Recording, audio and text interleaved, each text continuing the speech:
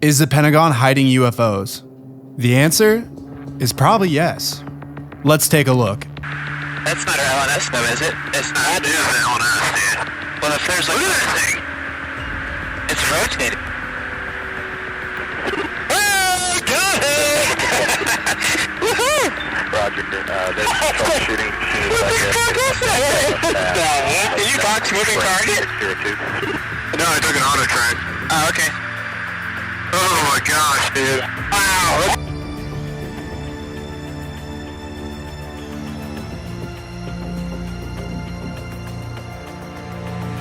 The Pentagon's new Office for Investigating Potential UFO Sightings received hundreds of new reports in 2022.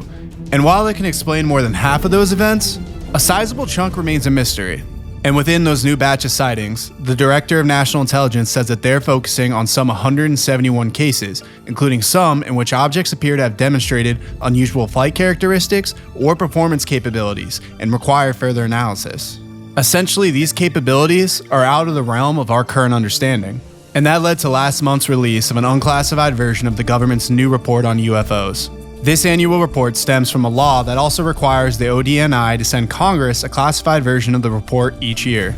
And this report is about as close as we can get to knowing exactly what the Pentagon and the government actually knows about UFOs. So let's go through it. Starting off, reports of unidentified objects have rose sharply over the past few years. Since it was formed last summer, the All-Domain Anomaly Resolution Office has received 366 reports of unidentified aerial phenomenon, or UAP, essentially the military's term for UFO. That total reflects 247 UAP reports and another 119 that occurred before March 2021 that hadn't been included in an earlier report. The new numbers indicate a steep rise in UAP sightings. The report released in June 2021 listed just 114 reports, covering a 17-year period. With the subsequent additions, the All-Domain Anomaly Resolution Office, or AARO, had 510 UAP reports in its files at the end of August 2022.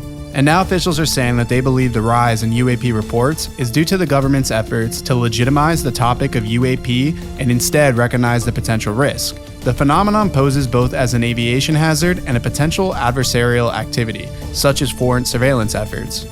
And if you haven't been paying attention for the past few weeks, the Chinese balloon is a great example of this.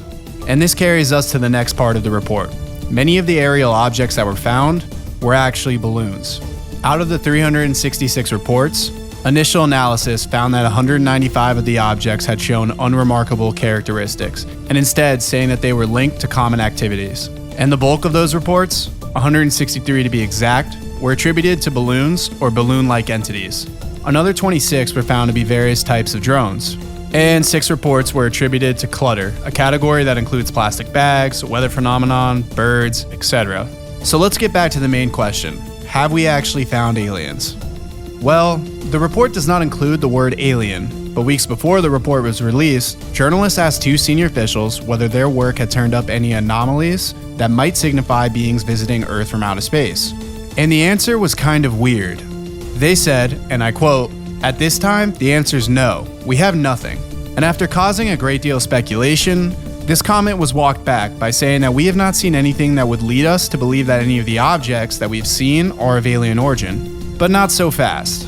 You see, just the fact that the initial answer was simply that we don't know, or that we don't have anything that can prove otherwise, leads many to keep asking questions. But here's the big thing. This isn't just about UFOs. The AARO doesn't only study objects in the air. The military's definition of UAP was recently expanded to include objects in the air and the ocean. And maybe even weirder, transmedian objects. Let's take a look at the definition for that last one.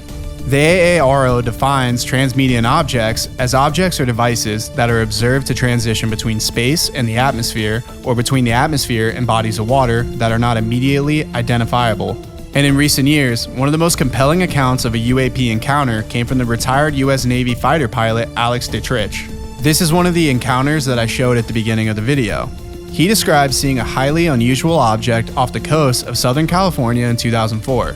A fellow pilot spotted something roiling water below them. It was this sort of roundish, oblong shape, and it didn't have any apparent flight control surface. And it seemed to be bouncing around and changing course very quickly, and in a way that we didn't even think was possible. This was Alex's description of the events. Events like this have led the US to be motivated to learn whether the unexplained phenomenon might signal a foreign adversary's attempts to collect data, and perhaps the report notes will uncover evidence that a potential foe has achieved a breakthrough aerospace capability the US currently doesn't have. And that might be the scariest aspect of the entire report. And regardless if a lot of these reports are balloons or different clutter floating in the wind, a number of them are the real deal. And whatever it might be, whether that be a UFO or a foreign adversary, they have technology that we currently can't understand, which means somebody is better equipped than we are. And if you're still skeptical that these could be UFOs, let me just remind you that the new report says additional information is provided in the classified version of the report. Now, I don't know what that means for sure, but I think we can all agree something's going on. Now, with World War III and aliens possibly on the horizon, I bet you couldn't think of anything else that could be happening in the background. Well, that's where you'd be wrong. And if you want to know how a deadlier pandemic could be coming in the next few years, watch this video.